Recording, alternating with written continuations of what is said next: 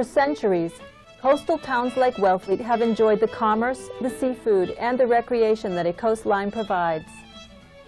The public right to access the shoreline is a precious asset that must be guarded. The Massachusetts Department of Coastal Zone Management encourages towns to research, catalog, and maintain their public access ways.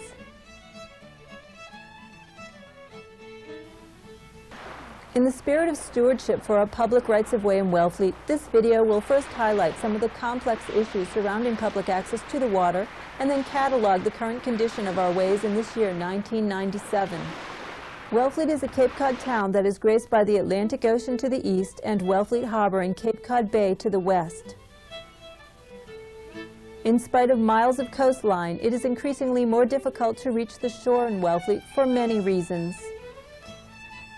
The constantly eroding shoreline has compelled many property owners to try to protect their piece of Wellfleet with bulkheads.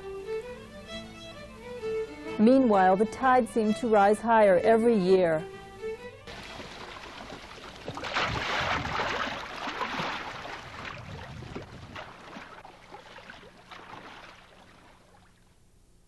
Since the 1800s, Pleasant Point Landing was a traditional boat launch and fisherman's landing, open at all times by request of the family who deeded it to the public over a century ago.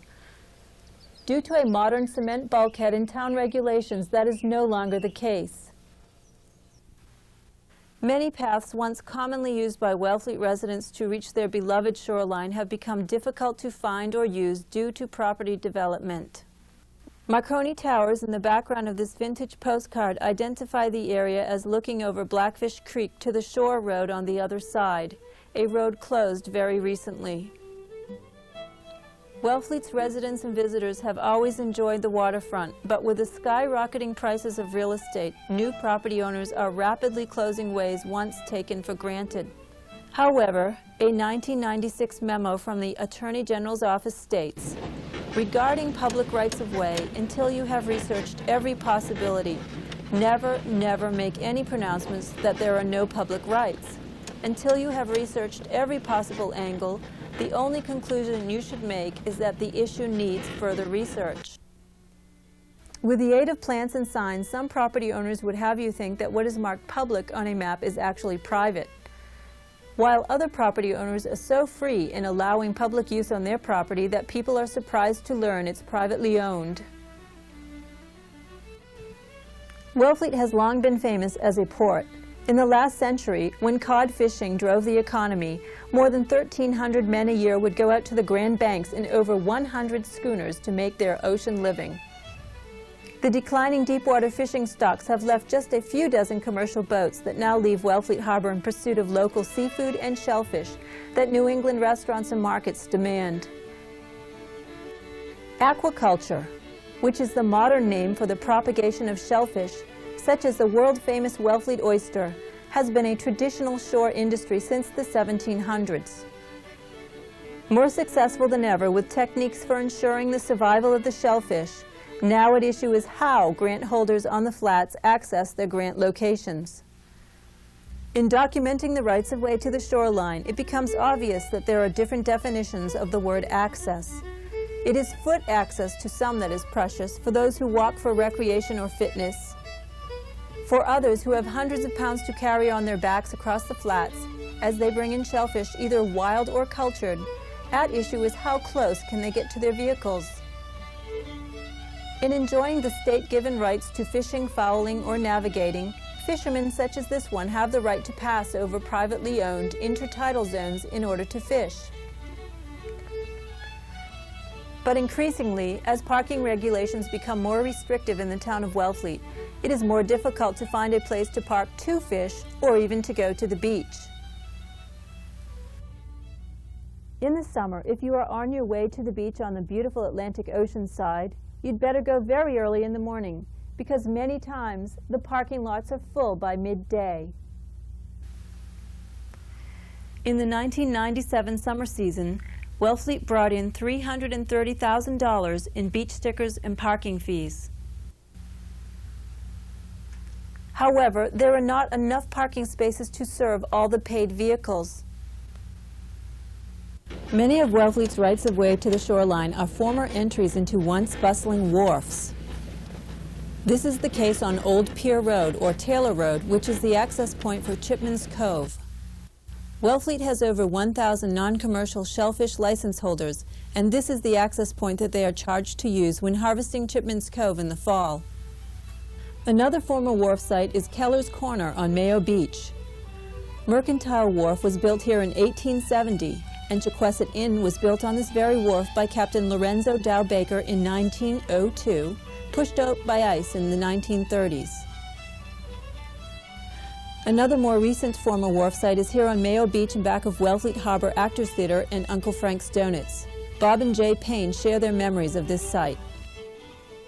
This is where the old town pier was, and the road to the town pier was the landing, and it went right through there, through that septic system. The town road really goes by the entrance door into Frank's. Yeah.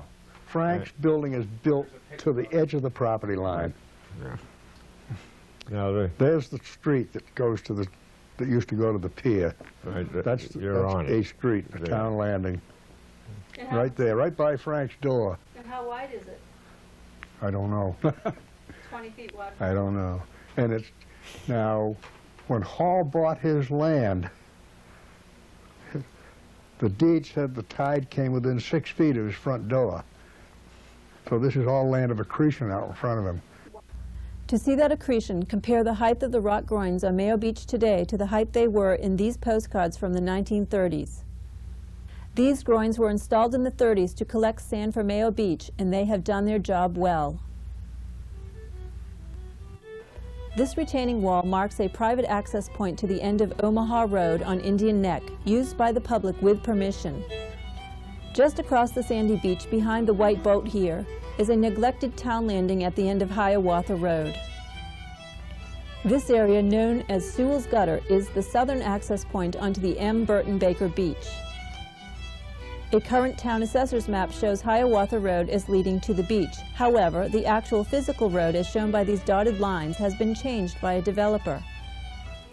Wellfleet Shellfish Constable Paul Somerville has this to say.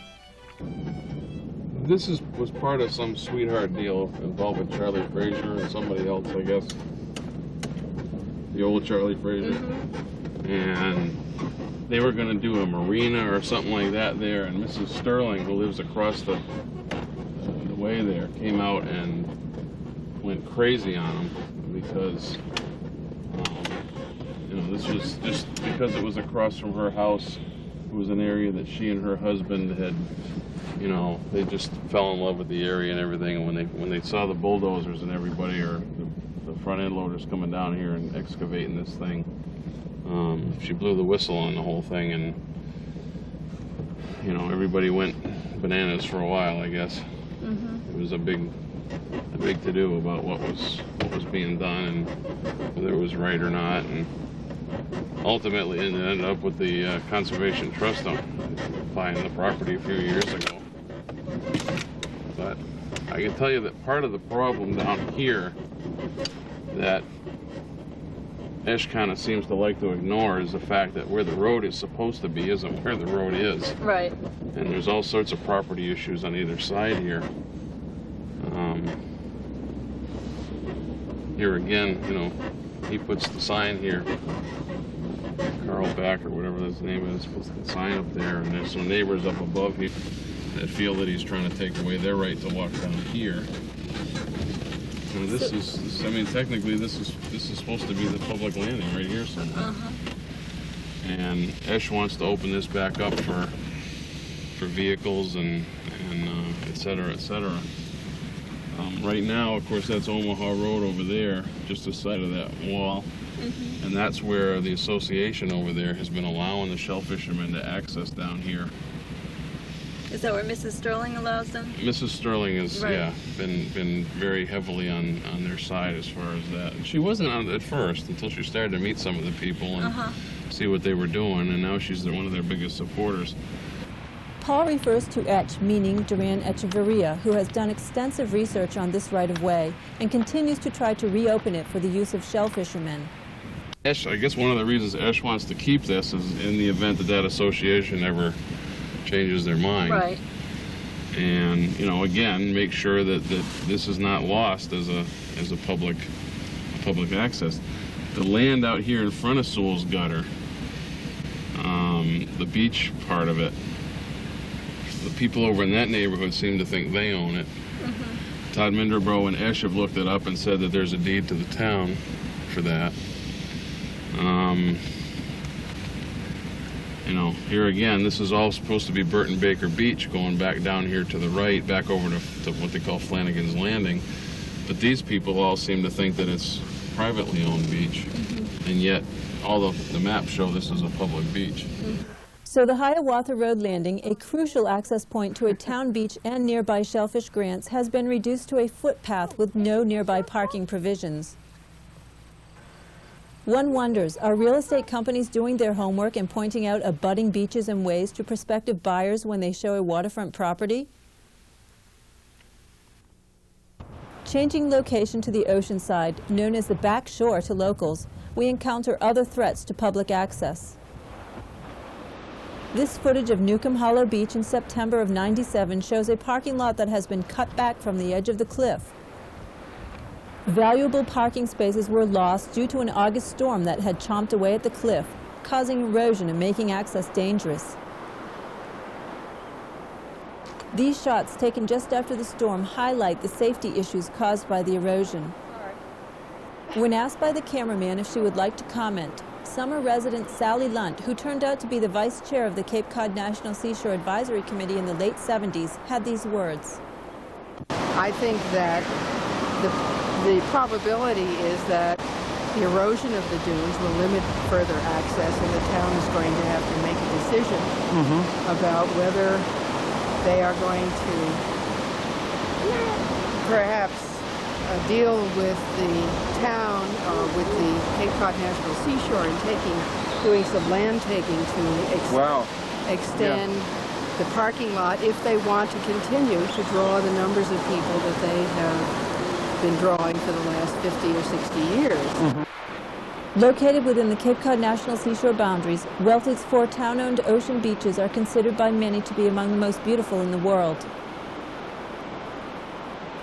Sandy beaches are naturally replenished by wave action, pulling sand from the dunes. However, this natural process also robs the town landings of access trails down to the beach and parking spaces. The new Cape Cod National Seashore Management Plan written this year has no provisions for the town to replace beach access lost to ocean erosion. Will future generations only be able to access Wellfleet's back shore at the federal Marconi Beach? Next, we visit a site on Chipman's Cove, which is not found on the researched list of town rights of way. So this is the fence that went up, the fence and the gate. It just absolutely pissed off everybody. Now, is this private? I don't know. This is the road right here, and look, private property, private drive. Well, that's a landing. That goes right down to Pier Road. You know, it goes onto the beach and down to Pier Road. And these people have shut it off, I believe, illegally. There was one house out there, and the beach was the access to that house. But this is all filled land. So it's public land. So it's public land. Now, the town had to raise the road there because it used to go underwater every high tide. Oh, it's when they dredge out the harbor, they put some of the, it's a fill up there. Mm-hmm. Oh, it's people, built on the fill and they blocked the driveway off, so that's all I remember about that. So what happened was there was a lot of fill put there, and that made more land. Yeah. And then people actually built on the fill a new house. Yeah. And two new houses, and that actually blocked off the old road. Yeah. And now, since Chipman Cove is very productive as far as shellfish goes, especially in the fall, would you say that it's a hardship to be able to pick up shellfish from Chipman's Cove Well, it now? would be much easier. always, well, if the road was open. All those roads, if they was open, you could get to them. And you could pick up the shellfish with a skiff or something, and you could come up to the landing there. Mm-hmm. That's one of the ones that should be opened up. I mean, that's a handy one. That's a access for shellfish and, you know, traditional. And it's just in the last 5 or 6 years they've shut that off. Clearly, many remember a public way on this Cove Road location. Records indeed show that a land courting of the property in the 1970s preserved public rights on Chipman Cove. Where is the way to the water here now? According to Massachusetts colonial law, the owner of shorefront property also generally owns to the low tide mark. Regarding access issues, the perspective of shorefront property owners is important. And since the beach, as far as I'm concerned, anybody can use it anyway. That doesn't really... that's one of the big things that the shell fishermen jumped on. So they never paid any taxes on it. That's baloney. Mm-hmm. They know perfectly well we've paid taxes on it. Mm-hmm. And every time it's pointed out to them, they just elect to ignore it. Mm-hmm. The other thing, they say, where are your metes and bounds? And we say to them, the state law says the presumption of title is that unless it has been specifically separated by deed, the upland owner owns an extension seaward of his boundary lines to 100 rods or 1,630 feet, or whichever they apply, mean or extreme. And where the lines cross, if they do cross, then that's a problem between individual owners. But that land is owned. Mm-hmm. And we happen to be on a bow, so none of our lines cross. So it doesn't present a problem for us. Well, my feeling about public access is my family has owned this particular piece of property for 60 years. No one has ever been denied access to this beach. Uh-huh. They can walk it, they can swim it, they can do anything they want as long as they leave it. It's the same way as they found it or better. Mm-hmm. In other words, if they come down and have a picnic and leave a whole bunch of garbage, I'm not particularly pleased. Right. The law says they can fish, fowl, or navigate. We've always felt that the people should have a right to use the beach. Mm-hmm. My main and undying concern about public access to the beach is I don't think there is such a thing as an environmentally friendly off-road vehicle. Mm-hmm. And if they wouldn't drive trucks on the beach, I think I'd be much happier. Because I think they do significant damage and have over the since 1984 when they started doing it. It's not strictly a matter of convenience, because in a few minutes, you see that boat out there? Mm-hmm. No, the one up back of you, out over that. That man's working his grant by boat, so it's quite possible to work a grant by boat. You don't have to drive a truck. Right. So the trucks are convenience.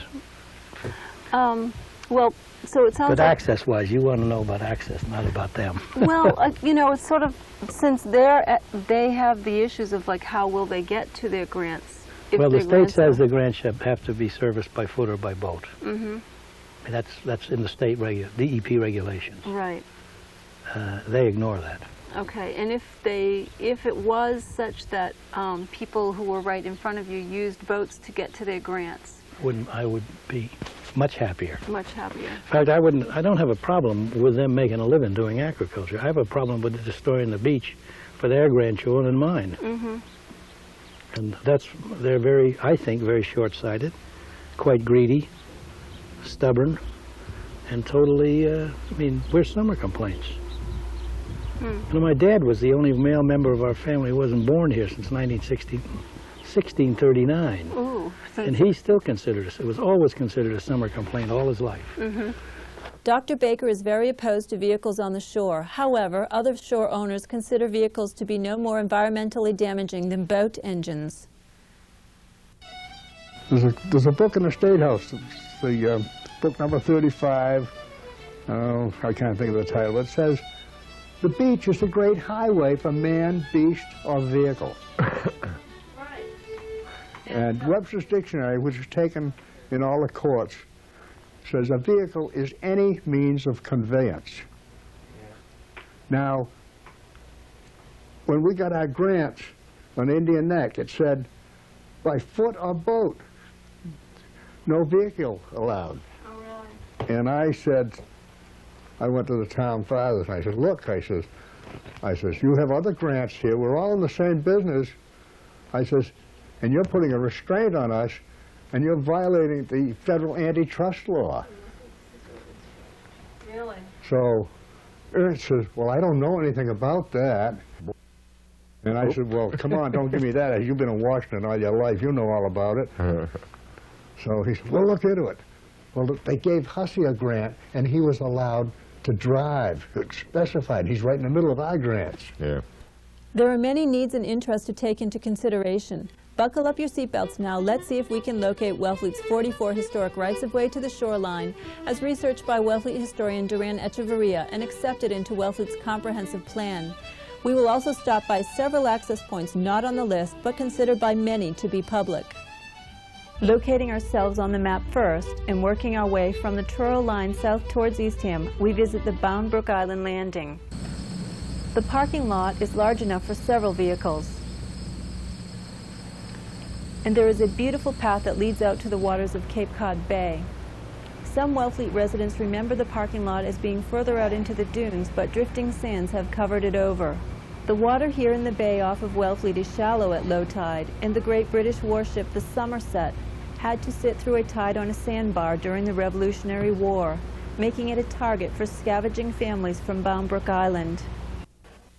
Our next site was a navigable saltwater access 150 years ago, but old channels have filled in. This site is the intersection of the Salt Herring River and the freshwater Bound Brook, a watering stop for horses and oxen that once pulled all land conveyance.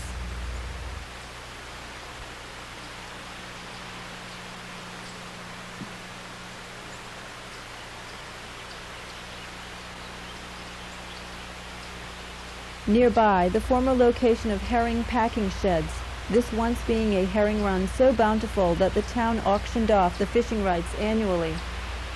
We're now at Duck Harbor Beach, a former deep-water harbor which served the Bound Brook Island settlement until it shoaled up in the 1850s. An ample parking lot, relocated in the past decade due to drifting coastal dunes, requires a Wellfleet Beach sticker during summer day hours.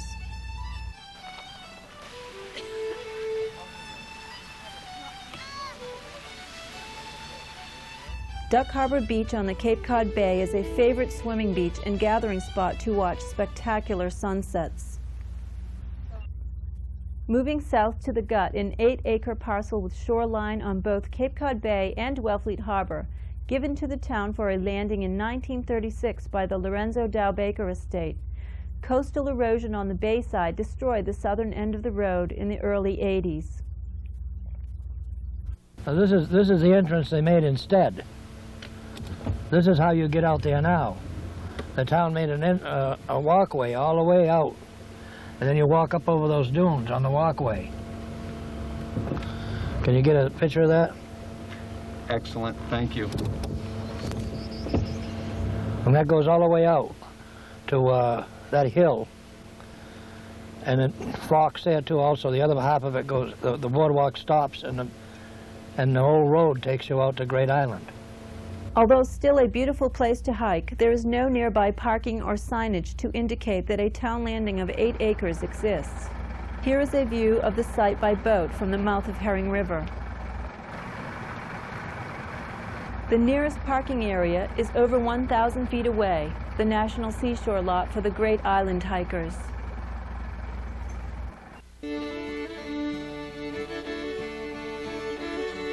Moving east, we visit the traditional Fisherman's Landing on Herring River with the Wellfleet Historic Commission one fine day in May.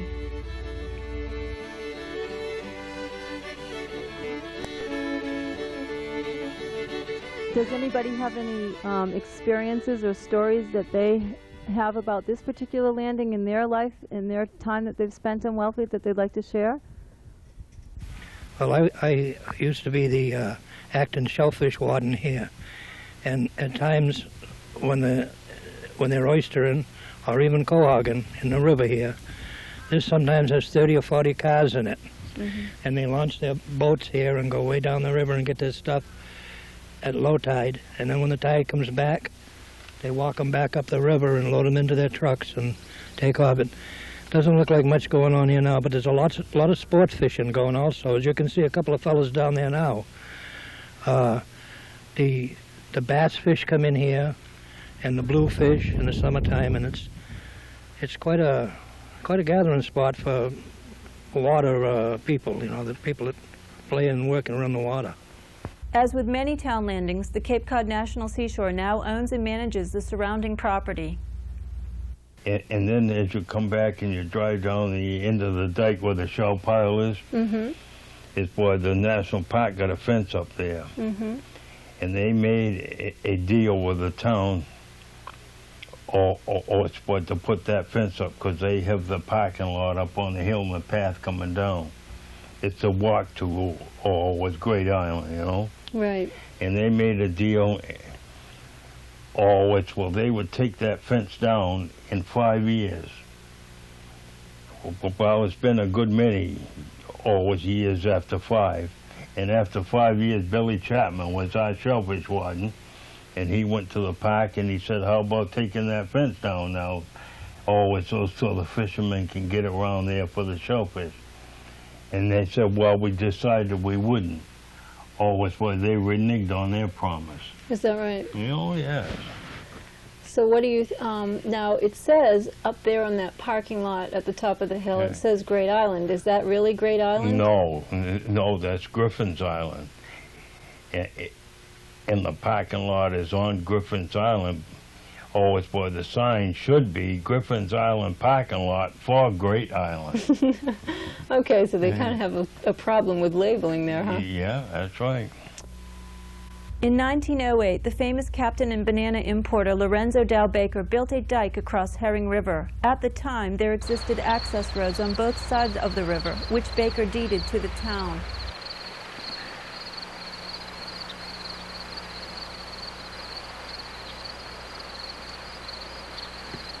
The dike has been the source of great controversy because it has changed the nature of Herring River.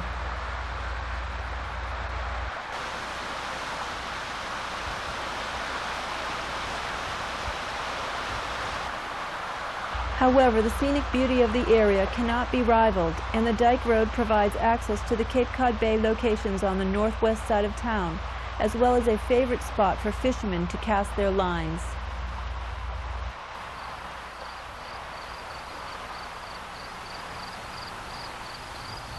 Moving east, this undocumented landing area has been a traditional favorite of line fishermen at high tide and shell fishermen at low tide.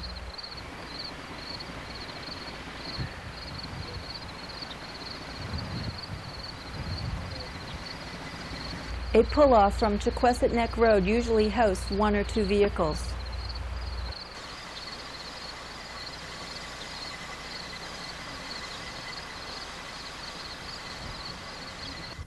Moving east again to the Chequessett Yacht and Country Club, a public access point once labeled Way C11 is now simply named Way on the current town assessor's map. This parking lot, as viewed from a boat, is for the members and guests of the club. However, through these guard posts just west of the parking lot is an overgrown area. The public way to the water here. The view looking out over Wellfleet Harbor is spectacular, a perfect spot for a scenic rest bench for the frequent passing bicycles.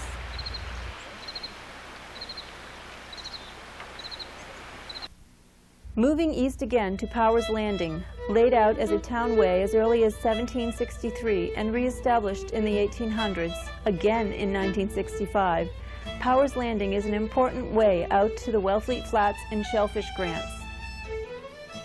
The Shellfish Constable points out the location of several grants to me, underwater of course at high tide.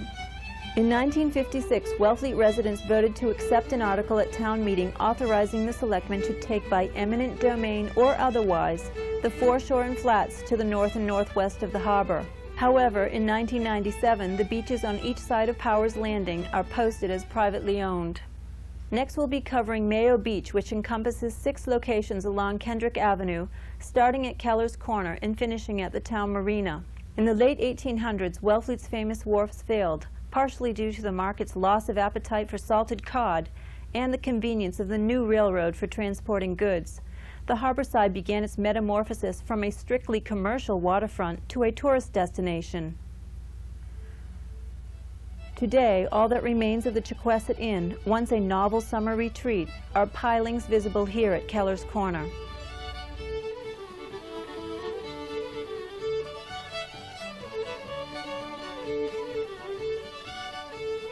Looking east from here, the now smooth beach was once a different world, crowded with wharves and wooden sailing ships. Was an opening here. The water washed this away. Mm-hmm. You know, it ate right up to the road here. It keeps eating up and caving the road in.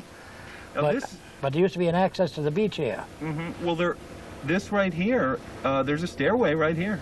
Yeah, well, they put that in to take a place, but there used to be a place where you could drive down here. There also was openings along here. I think this is one right here that's been taken over. No vehicle access. Oh, okay. So now we have a. Okay, so this is right across from the cottages, and you've got a great view of the jetty from here.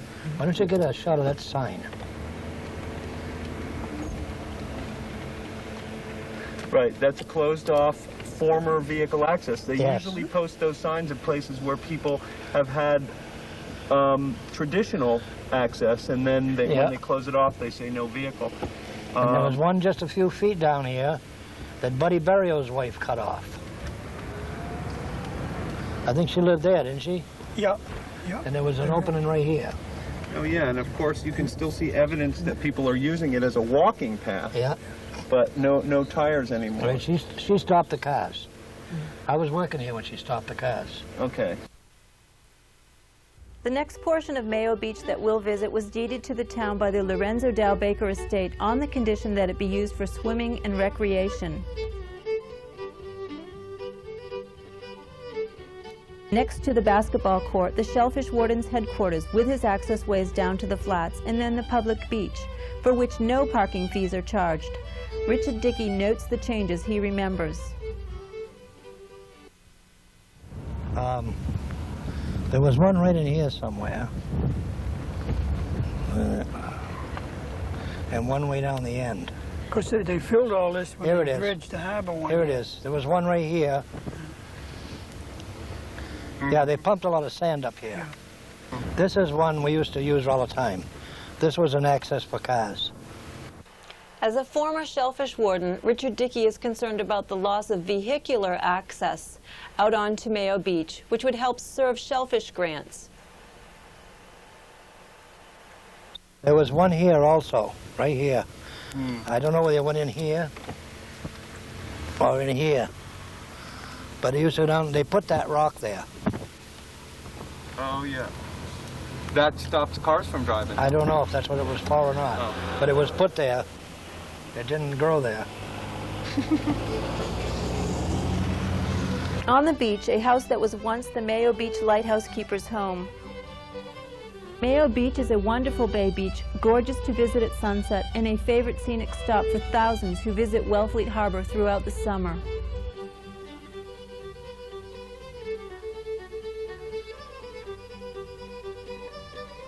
Thanks to the Baker family, here is some shorefront that will always be a free place to relax and enjoy.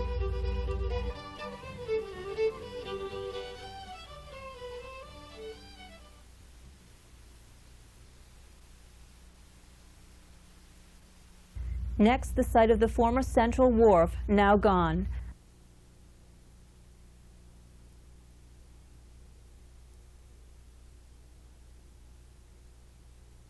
Out and back of Uncle Frank's Donuts, all that remains is a 3-foot wide stairway leading over a modern septic system.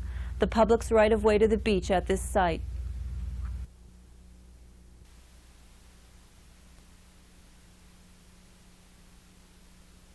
The present town marina borders Mayo Beach and is on the site of the once famous seal-shipped oyster company and commercial wharf, which occupied the spit of land known as Shirt-tail Point at the mouth of Duck Creek.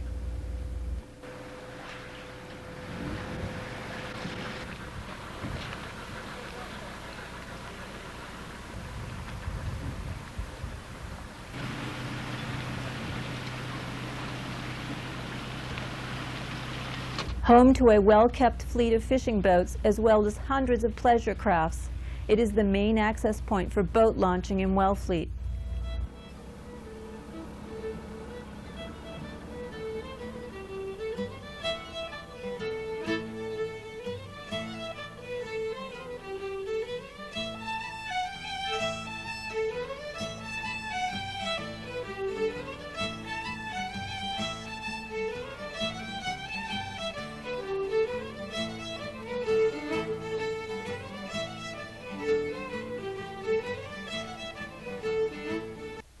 Let's take a recreational break and motor out into Wellfleet Harbor to see if it can live up to its reputation for fine sport fishing.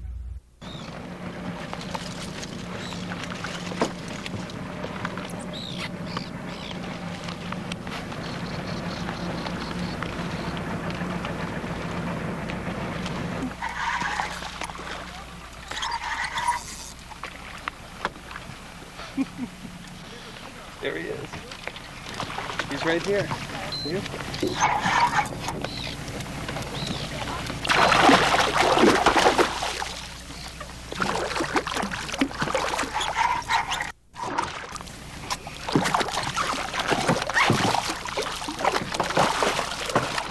Here he goes.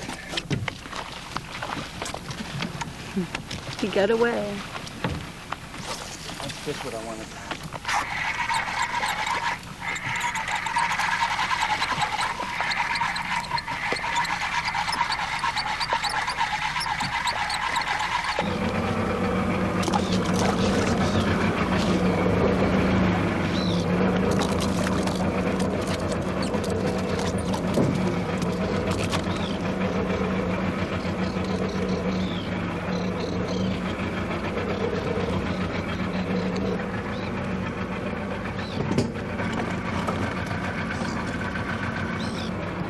What do you have to say about that?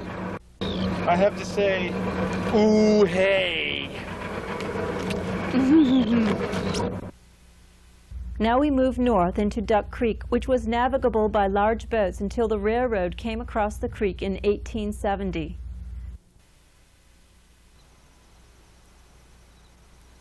Red Loam Landing was laid out in the 1760s. The building to the left was the customs house at the time, and later came a blacksmith shop to the right.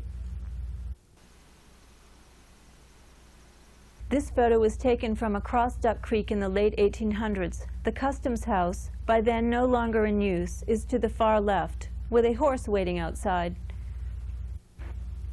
Recently for sale, the old customs house has documented public access ways to the creek on either side of it. Resident Merritt Fraser tells the story. Now, Red Loam Landing is a pretty interesting spot. Yeah, that's up where the Cove Gallery is now, you tell me. I didn't know what the name of it was, but there was a land in there. And the reason I know, because well, it's a long story. When they was building the dike, they had a tool shed down there. And after they got done, it's boy, Mr. Henry Atwood's father bought it, and he moved it up. And he made a blacksmith shop out of it. Then my uncle Walter Rivers bought it, and he had his boat pulled up side of it one day by the windows. And I said to him, "You're going to put a canvas over it and leave it there?" He said, "No, I can't. It's a town landing. I got to bring it it's inside for the winter." And then next door, Bob Young lived. He bought that building from my uncle. He moved his garage onto the back of it. and he made that building bigger, and now it's the art gallery called the Cove Gallery. Right. Yeah. So now there's a chain across the parking lot there between the Cove Gallery. Yeah, there's a little fence too. Mm-hmm. Yeah. Now, in the past, you were able to, like, for instance, back a trailer down there and Oh launch yeah, a you boat could there? walk right down there. You could pull up a skiff and go all. But those people, over the years, have kept filling in and filling in. So there's a bulkhead there now, of course. Hmm. But there's still a right of way there. But I don't think those people know it.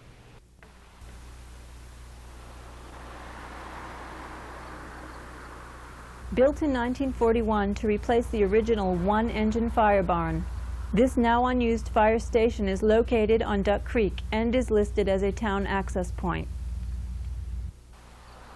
Just up the creek is Uncle Tim's Bridge, first built in 1795 to enable customers to cross the creek to establishments on Commercial Street.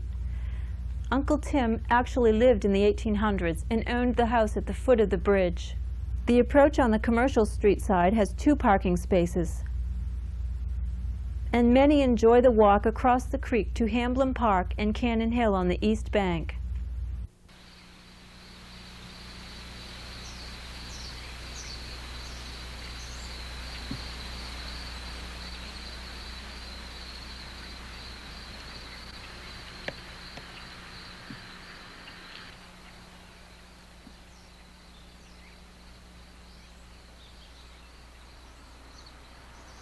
This town assessor's map shows Uncle Tim's Bridge on the top right as crossing to Hamblin Park, town-owned property, represented by the cross-hatched markings. The markings extend out into the middle of Duck Creek because property along the creek is owned to the middle of the channel. As you can see, the town owns the entire east bank of Duck Creek at Hamblin Park. This is the approach to Hamblin Park from Pine Point Road on the east side of Duck Creek. Looking up at Cannon Hill,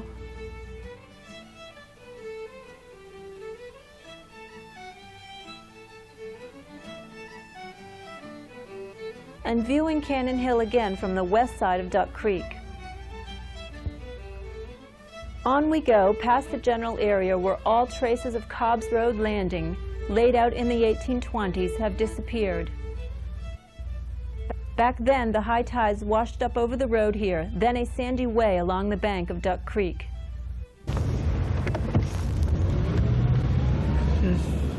This area through here used to be all tidal wash, right? Yeah, Richard? used to go right into there. Right in through here.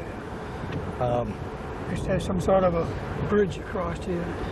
Before a lot of people moved in around here, a lot of places used to be diked off. Like you can see that dike out there, Yeah. where they used to grow salt hay.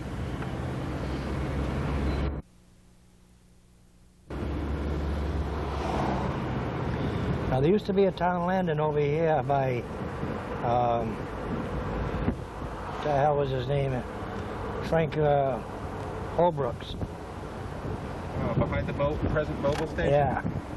There was a landing there somewhere, and I don't exactly remember where.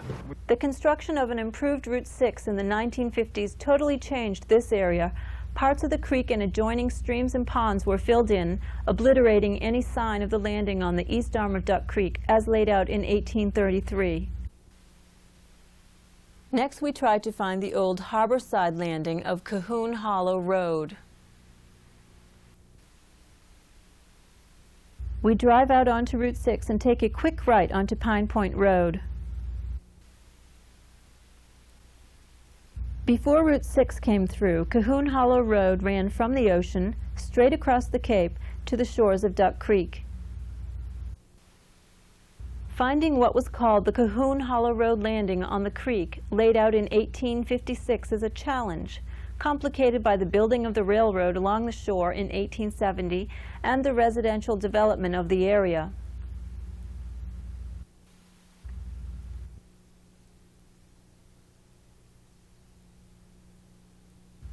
The terminus of Pine Point Road on the east bank of Duck Creek is now used as an access point by commercial shell fishermen. There seem to be some good oysters in around here. Yeah, but they're trying to shut it off all the time. Somebody got stuck there. Yeah, supposedly there's problems with people driving on the marsh down here, and it's an environmental thing. People are upset that the guys can't keep off the marsh. It's a lot of crap. They just don't want you down here. This is where you park, right here. Or up on the railroad tracks. There's a guy looking at this horrified. Look at him. What are you doing out here with a car? The high tides are throwing a lot of crap. They come down here and park here and go out and fish in the river. And occasionally, stupidly drive out on the marsh with their truck, which I have not yet been able to break them of the habit of doing that. Anyway, they'll come down here and they'll drive up around the end and park their truck up on top there, or they'll come down here and park. And here again is a spot that I've been told by some folks is a public. And this is what was that road that we just came down to? Pine Point Road. Pine Point Road. Although seemingly deserted now, this area was a bustling commercial site just 100 years ago, with the railroad station located across the creek and boat yards dotting the shore. Today, property owners barely tolerate the shell fishermen who use this access way. Now, when you say fishermen go down there, does that mean licensed commercial fishermen? Yes. Or even Licensed commercial. Okay, so if you're a licensed resident non-commercial, you wouldn't be able to do that. Is that so? No, because the area is only open for commercial shellfish. Oh, I see. Okay. Like I said, there's some people there were horrified to see us down there. I've been coming down here all my life. But the minute these people get here from somewhere else, they want to close these places off. You know, they don't own them. They just don't want people on them for some reason. The left branch of Pine Point Road terminates near the old railroad bed at Duck Creek, another possible site of the old Cahoon's Hollow Road landing, a way to be 25 feet wide. Again, the guys used to say that years ago they were able to drive down the old railroad bed. Okay, and then somebody somewhere along the way put this fence up. I wonder who did that.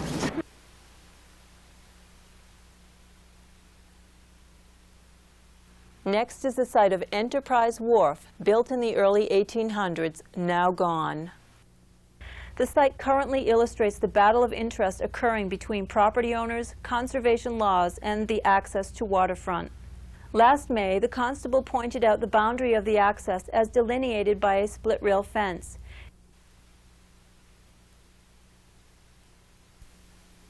Moving forward in time to October of this year, a switch of fencing took place, and a sand dune was trucked in, making the 40-foot access way far too narrow to turn a vehicle around. I don't know what's going to come of this. You know, I mean, I didn't even know about it. It was brought to my attention at the shellfish meeting a couple weeks ago. And, I mean, you know, everybody there was kind of concerned about it. It had only been up for a couple of days, you know, and nobody was happy about it. You know, and, you know,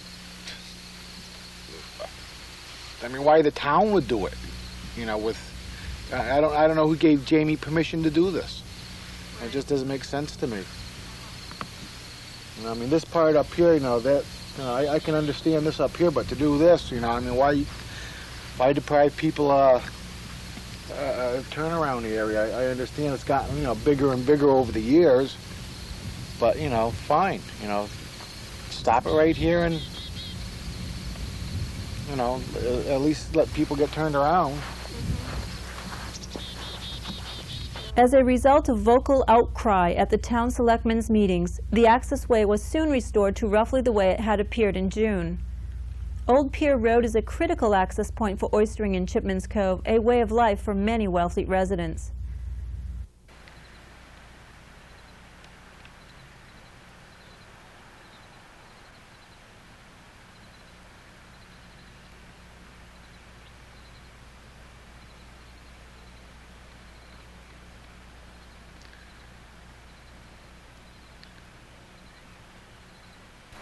Thanks to the vigilance of commercial and recreational users of this access point, it remains open.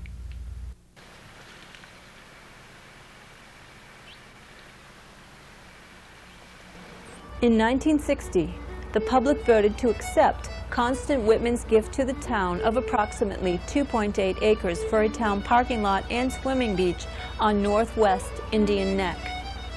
The familiar landmark of the harbor breakwater is a favorite fishing spot.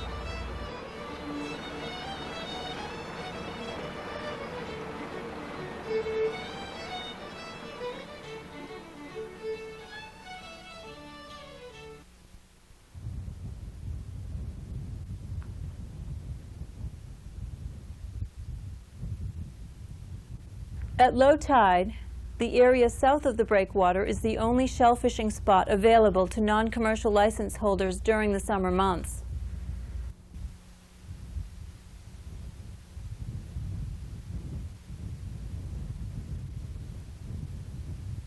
The parking lot accommodates many cars in the summer, and the beach, though deserted in May, is crowded with sun worshippers and swimmers.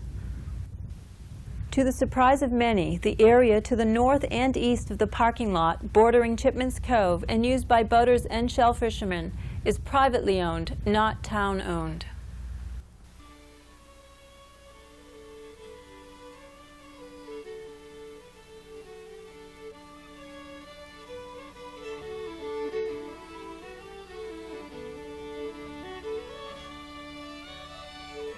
The north side of the breakwater is home to several shellfish grants.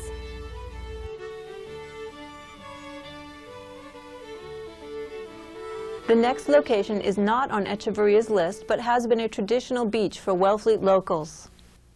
Most of the rest of this stuff has been built up since they pumped dredge spoil up here. All these trees and everything is coming out of dredge spoil. But this was one of the openings. This was the last of Indian Neck when I was a kid.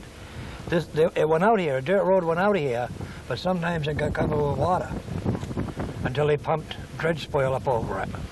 And this is how they got out onto the Indian Neck beach here. We used to cross, come right up this road from where I showed you and go right out this one onto Indian Neck beach.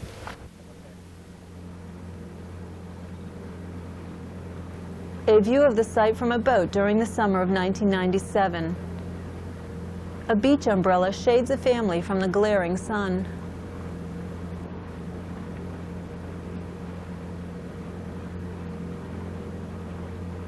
This town assessor's map helps us locate the next site, a large stretch of bay beach called the M. Burton Baker Beach, given to the town by the Snow family in 1960.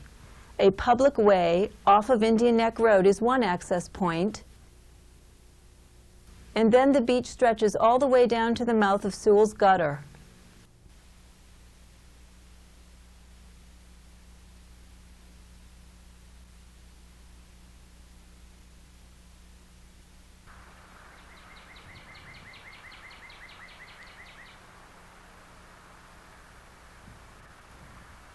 This is the beach looking south, lined with cement seawalls and impassable at high tide.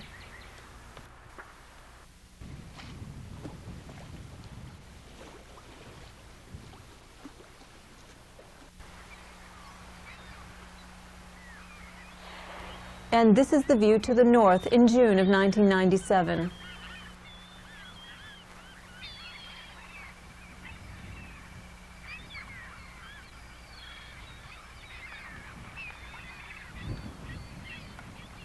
The view is about to change.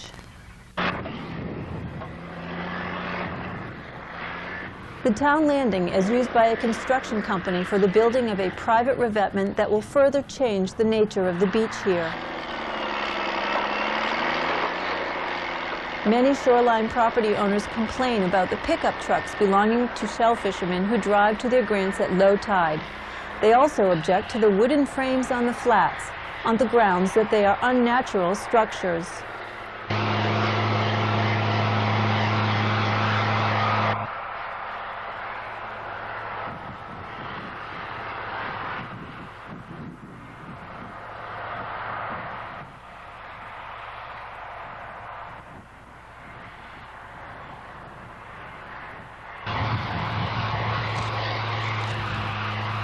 However, when it comes to protecting upland properties, equipment 100 times more heavy and fortress-like structures which change the delicate nature of our shoreline environment are frequently given the necessary variances and permits. The sandy beach here will soon disappear as waves will slap up against rocks rather than the banks that have replenished the beach for time immemorial. Small rocks used by construction companies to fill in the cracks between the larger ones will soon litter the foreshore.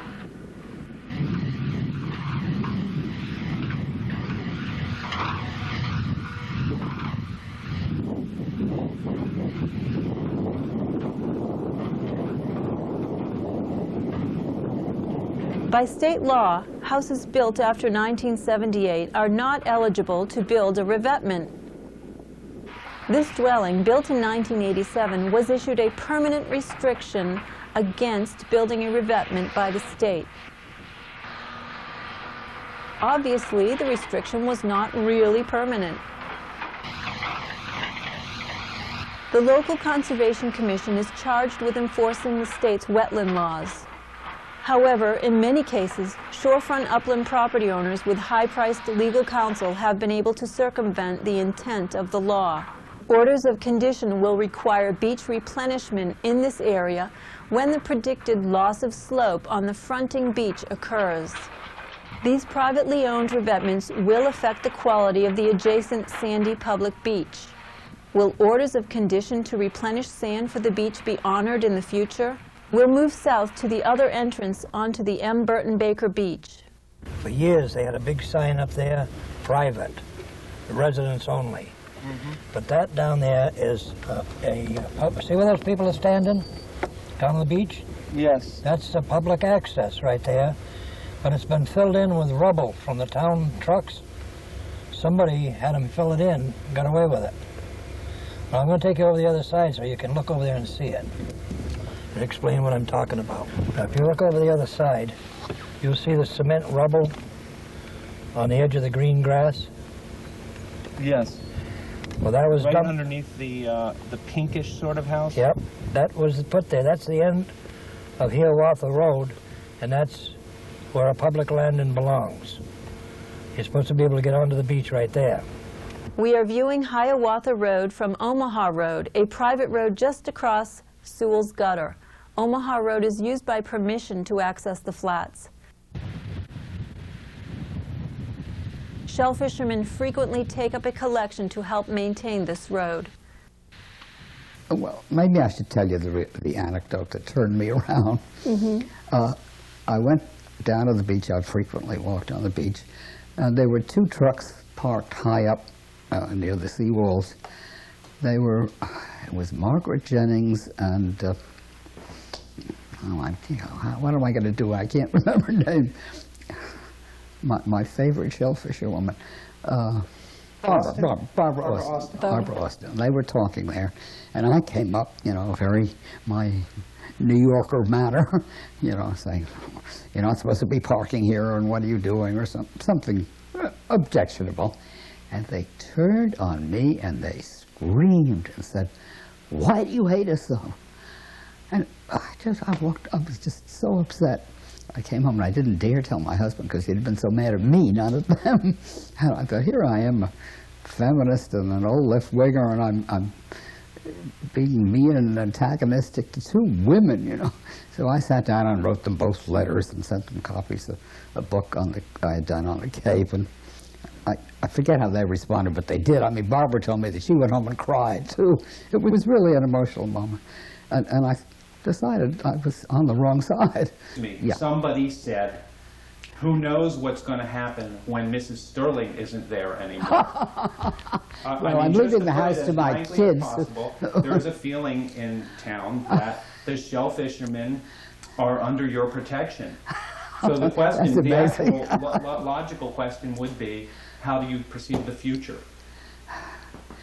Well, I intend to live a long time, and I'm leaving the house to my kids. I have no idea what they'll do with it, but they would be on the right side of the question, I'm sure, both of them. The question Mrs. Sterling refers to is one of access. Moving south from Omaha Road, we encounter a curious dilemma. A sign indicates that King Philip's Road is private, yet at the end of the road is a large piece of land now owned by the Commonwealth. Regarding private roads, the implications of law is that all who own property on a private road have the right to pass over the road between that property and the nearest public way. It follows that any citizen of the Commonwealth has a right to pass over King Philip's Road to reach this wildlife management area. Here, this one was always there, and we used to drive out it like a shortcut instead of going around the bottom of the hill here. And the only time you didn't go here was when it was flooded. You went that one. This area, known as Field Point to locals, has been a customary access point for generations. You know, the state took the Field Point, you know. The state owns it. There was a sign up there by Sewell Gutter that said, "Property of the Field Point Association, owners and visitors only." You know, like private.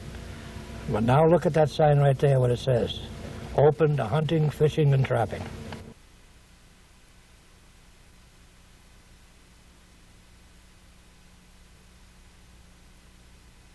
It goes out and there's 100 feet, opens up to 100 feet wide, and Bob Lesser told me, he guaranteed me, he said, this will always be open, this is a fisherman's landing, it's for the fishermen. I said, well, give me some paper on it. He says, I can't give you anything in writing because the landowners will sue me on the hill. Next we head east to Payne Hollow Landing. Moored here, the hand-built boat, the Sun Spirit, owned by Chuck Cole, direct descendant of Stephen Hopkins. Payne Hollow has been a traditional launch site for more than 150 years. The gathering of salt hay for farm animals was a coastal chore carried on through the 1920s. They grew their own food, they reaped the harvest of the sea, and they kept warm with wood until they cut it all off. And then at that time, they used stuff like this, which is peat right out of the marsh, which they would cut and take up and dry and use for fuel to keep warm if they needed heat. So this area right here would have been a field which might have yes, done the commerce of cutting peat. Somewhat. And then all of the grasslands, a lot of them were deeded out separately for salt hay for fodder for the cattle, because they all had a number of bovines and sheep and pigs and everything else. So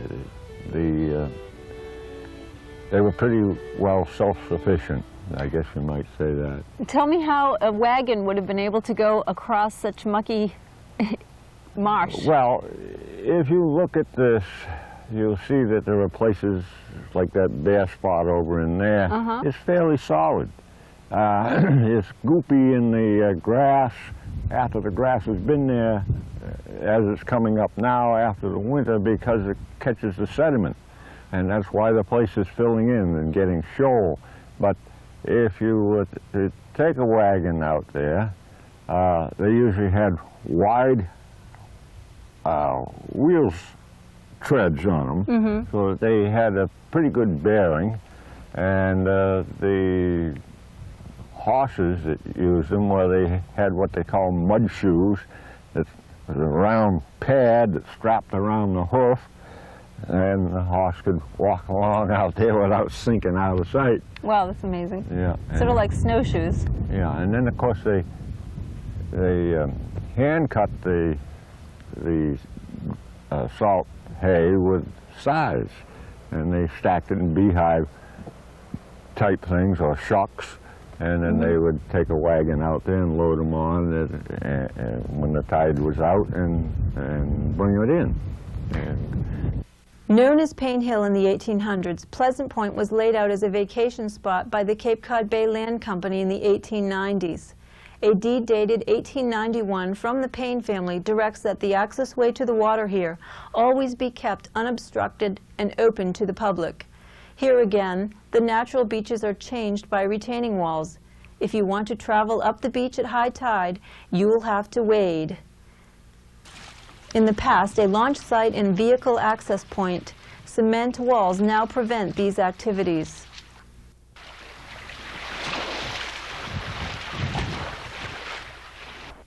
Horses once pulled wagons along the beach to nearby oyster houses. In the early 1900s, old local ways were influenced by summer newcomers. The following 7 landings are located on Pleasant Point. We visit them in the fall with Wellfleet resident Betsy Cole. First, the Pleasant Point Flats, deeded to the town in 1956 by the trustees of the Cape Cod Bay Land Company. Oh, this is a pretty mucky beach. Uh-huh. I mean, and we used to have to wear boots, and we used to get caught. Your feet caught in the mud. Sometimes we wondered if we'd ever get out. Yeah, I know. I remember getting stuck when I was little.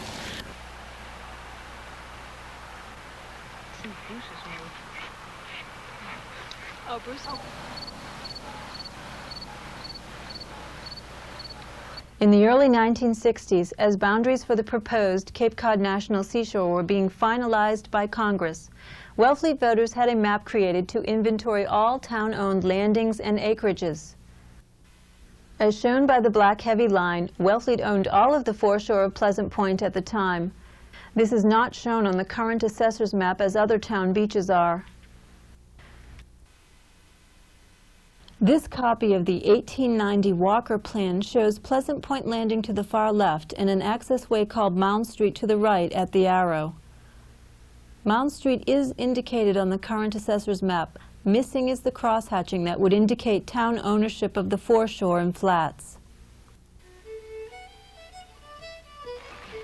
Although recorded on paper, Mound Street is difficult to locate.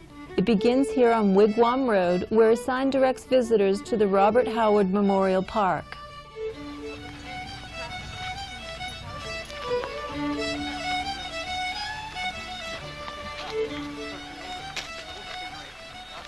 The path follows the road for a ways, and then where the road would go straight to the shore, a garage appears to have sprouted. The path veers left to the Memorial Park, which we'll visit shortly.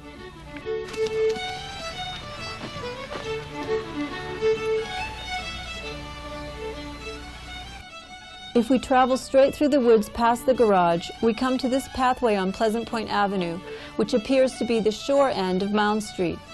If made more apparent to the residents of the neighborhood, this path is a wonderful alternative walking route to the beach when high tide prevents passage along the bulkheads at the Pleasant Point Town Landing.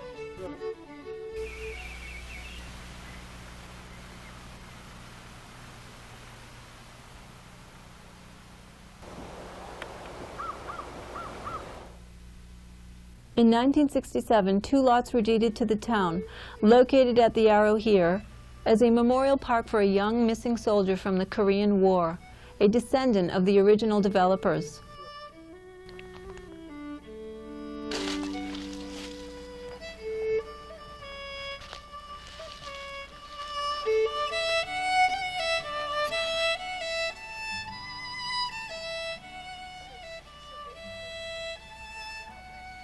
We are joined by park neighbor Nancy Trishman. He graduated from Lexington High School and entered the service. And I think within 6 months he'd been lost in Korea. There it is. That's the marker. And the town does not do a lot to this park, but they do come out about once a year and put fresh chips over the path to keep the underbrush down. This is the victim of the storm the other night. To get down here and do a little cleanup.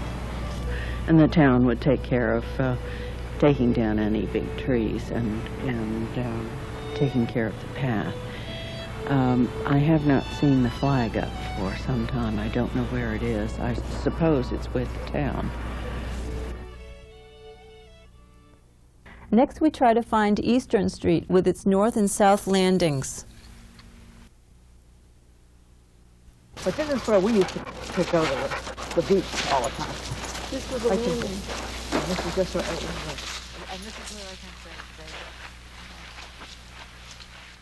Either on this road, which serves as someone's driveway, or over to the left in the woods is town-owned property. So you would actually walk all the way down here to go to the beach? No, the oysters. Oh, the oyster island.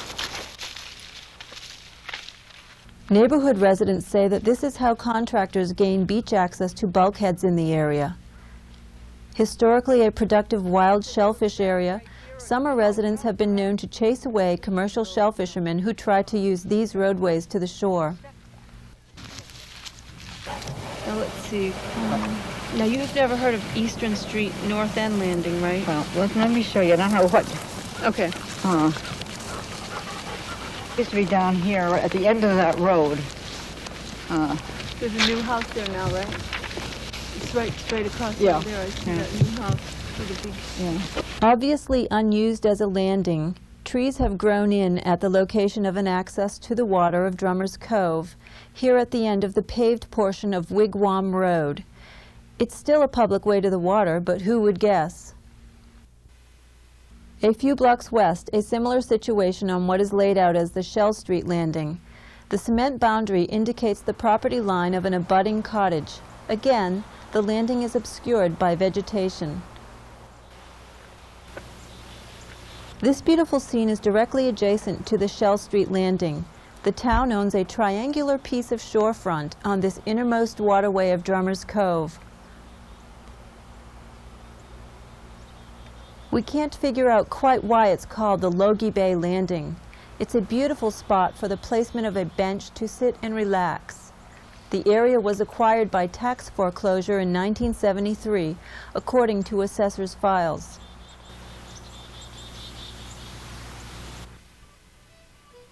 Just across Drummer's Cove from Pleasant Point is Cannon Hill Beach. Betsy and I look across the cove from Pleasant Point and try to locate it. A popular summer retreat area in the beginning of this century, the railroad delivered summer visitors to a nearby station in South Wellfleet, the present general store site. Somewhere along the shore of the area, a sandy beach, 300 feet long, was given to the town of Wellfleet in 1939 by the Rogers family. It is unmarked, thus undistinguished from private property. We travel southwest to the Old Wharf area, where South Wellfleet's wooden sailing vessels once took on supplies. In the 1800s, 46 schooners, such as the Nautilus pictured here, moored off in nearby South Wellfleet locations. We'll stop along the way with Richard Dickey to visit a shore road which was used reasonably and peaceably by custom for generations. See, this is the one they just shut off right here. Right. This is new. And this has been, like last year, they were fishing in here. And I don't know how the hell the guy got away with it. He just inherited the land. The chain first appeared in early 1997. We now travel the town road out past the Glaze House to the end point of Old Wharf, near the waiting place of the 1800s. At low tide, teams pulling wagons crossed to Pleasant Point, transferring goods back and forth. The yellow arrow indicates that the access ends on the beach. Long ago, Southern Wharf Company stood here, receiving oysters shipped up from Norfolk, Virginia to fatten up in the sweet water of the Wellfleet tidal flats. Next, Richard Dickey explains one of the current uses of the old Tryworks Landing, one of several former trying sites in Wellfleet, where whale blubber was cooked in huge pots, thus separating out the precious oil used to light the nights of the 18th and 19th century.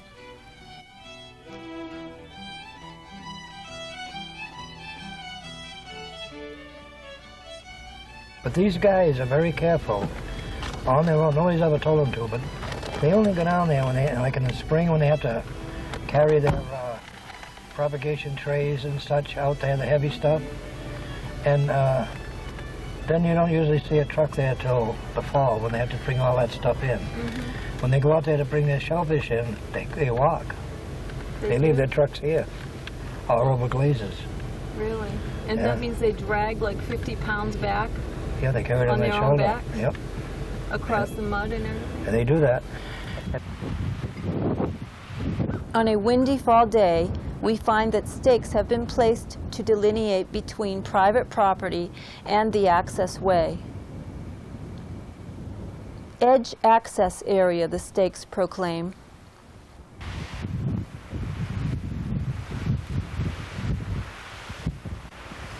Important to recreational boaters as well as shell fishermen, there is no signage to indicate that this is a public access point to the water. Across Logie Bay, there are 3 access points listed on Lieutenant's Island.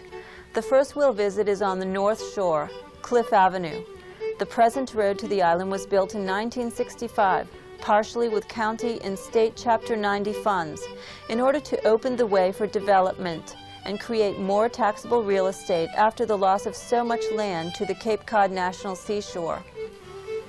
These people a short while ago wanted to secede from the town of this island. They want to make it a private island. But they didn't realize that, you know, they wouldn't be able to use the ambulances and the fire trucks and all that stuff anymore. The plan of this road, approved at the 1963 town meeting, included a landing with 300 feet of frontage on the water. Will we find it? Our first stop, Cliff Avenue. This paper road comes through the bushes between these houses and ends at one of the most beautiful bay spots in Wellfleet. This sandy shore on the north side of the island, a beautiful spot to develop as a bicycle destination.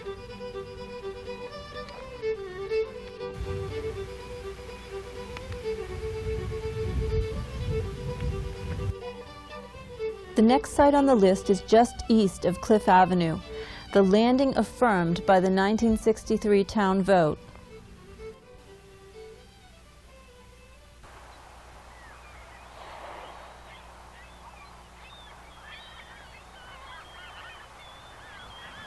The views here are superb. Great island across the water in one direction,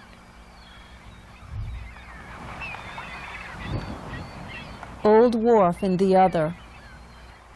There is no signage indicating the 300-foot town landing on the north shore here. Existing signage indicates that the Audubon controls the area. Exactly where is the public landing as laid out with state funds in 1963? Next we visit Meadow Avenue Landing, where Wellfleet owns 2 waterfront lots totaling about an acre of land. Years ago, lack of a good road to the island resulted in the non-payment of taxes by disappointed investors. Wellfleet held tax title to numerous lots on Lieutenant's Island, and with the promise of a new road soon, auctioned off 75 parcels in 1959. Wellfleet retained waterfront lots, though, and in 1961 voted at town meeting to remove waterfront properties from tax title possessions in order to reserve them for recreation. Here, as shown by the crosshatching, another town-owned lot. This one 3 acres on the southeastern tip of the island near the bridge.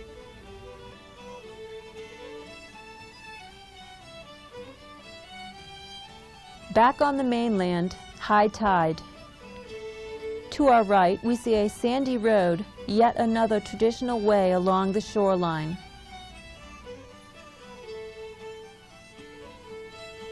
Looking up it from the other direction, it is now fenced off. A sign warning shell fishermen away.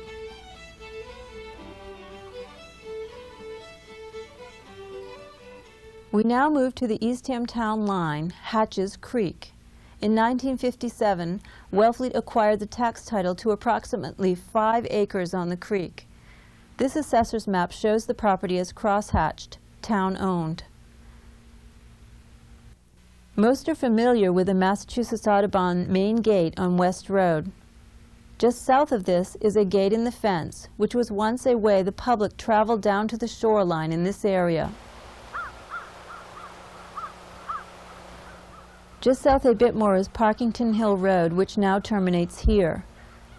The Audubon does not allow the public to pass to the town property. However, they do allow a homeowner to pass through the gate to a home. It is not permissible to even park here, and so it is virtually inaccessible. A budding property is offered with a high price tag. Will the informal walking path visible in this film soon be completely closed? This is a beautiful piece of property which Wellfleet intended to retain as a recreational park. A great place for a picnic and a poke in the creek if you can get there.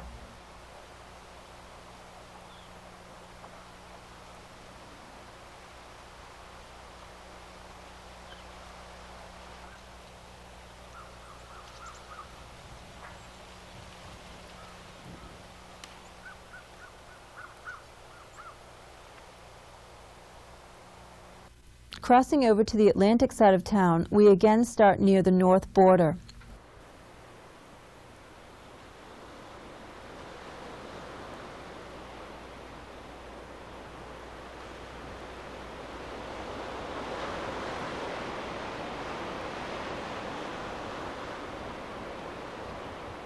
Thousands of summer visitors target Wellfleet specifically because of our scenic back beach with awesome high dunes.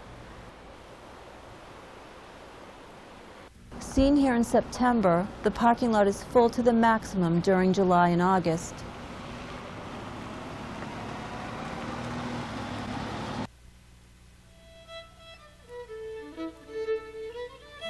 Traveling south a few miles, we come to Cahoon Hollow, home to the Beachcombers Club.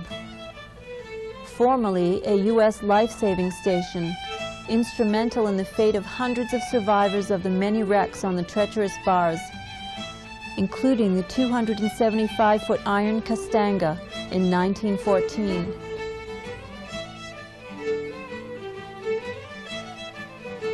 Weekly drills kept all staff ready and alert. The contrast of the changing seasons is always powerful on the back shore. Constant erosion a forcible reminder of the power of Mother Nature.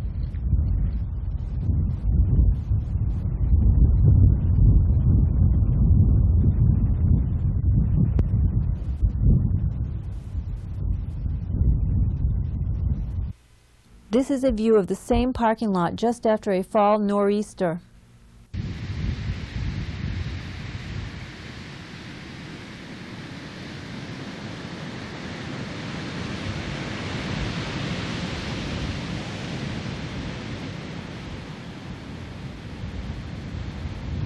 Waves and erosion of such magnitude are rarely witnessed by summer visitors. Every winter, the beaches and dunes are re-sculpted.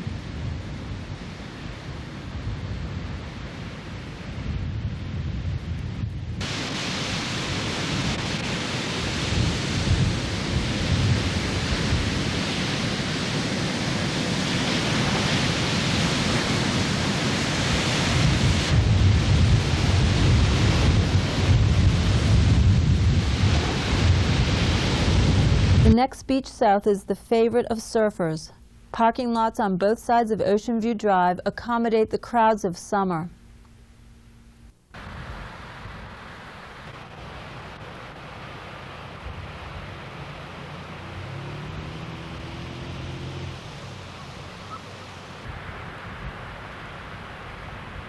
It's not unusual to see hang gliders launching from the steep dunes into the thermal drafts, mimicking the seagulls. Summer storms destroyed a favorite dune path this year, and a yellow tape on the beach cautions all to stay away from the sliding dunes.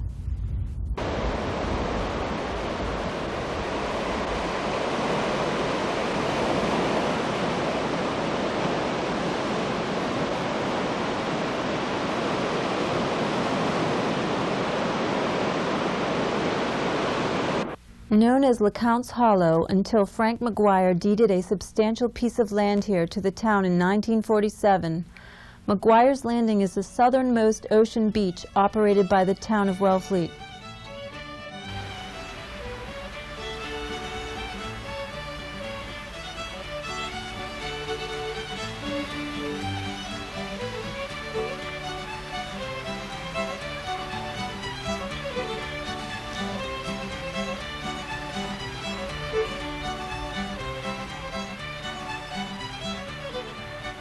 A summer evening here can make you forget all about the traffic out on Route 6, or the crowds lined up for dinner at the restaurants.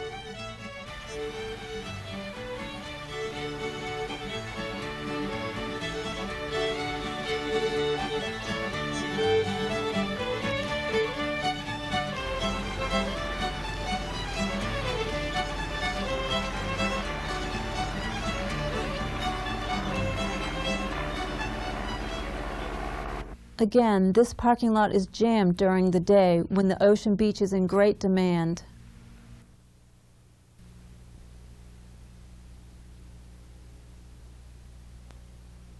How many times a week do the parking lots get full? This month? Yeah. Probably about 4 or 5, depending on the weather. And is it like stressful to tell people who have their stickers on their cars that they just can't park? It depends on how stressful they are. Okay. So are there many, many times when people are just like circling back and forth up and down here looking for spaces? Mm-hmm. Do you think that Wellfleet should limit the amount of parking tickets that they sell to people? No, I think people should just buy them and know that if they're not here early, that they run the risk of not getting in. Aha. And should they be told that when they buy the sticker? Probably. Yeah. Okay, so you several times a week, you say, during good weather, you have a full lot. By what time do you think? Only for like a couple weeks in August, though. Yeah, okay. Yeah. And in August, you should get to the beach by what time? During the week, probably no later than 10:30, and on the weekends before 10. Get there early. Okay. Yeah, pack up the kids. Let them sleep in the car so you're ready to go when you wake up. All right, thank you. We traveled to the Marconi area inside the National Seashore, the transmitting site of the first wireless transatlantic message in 1903. Residents were not all that keen on the new technology. The spark and flash from the towers could be seen and heard for miles. A relic of the station, a plumbing pipe that is now far closer to the ocean, the constant erosion of the dunes continues to redefine the shoreline. On the cliff's edge now, the base of the towers that were once the furthest from the water. Between this site and the famous National Seashore Marconi swimming beach, there is a 48-acre tract of land with 800 feet of ocean frontage that belongs to the town of Wellfleet. The question is how to get to it. Helicopter, maybe? So ends our tour of Wellfleet's ways to the sea, each one of them precious, many of them in need of attention, signage, or legal research. We encourage you to visit them all and make them your own. You know, at what point can the town, as a voting body, as a legislating body, actually give away the land that it owns? In the past, apparently, we have given away, without making any effort to do anything about it, some of our really important town land.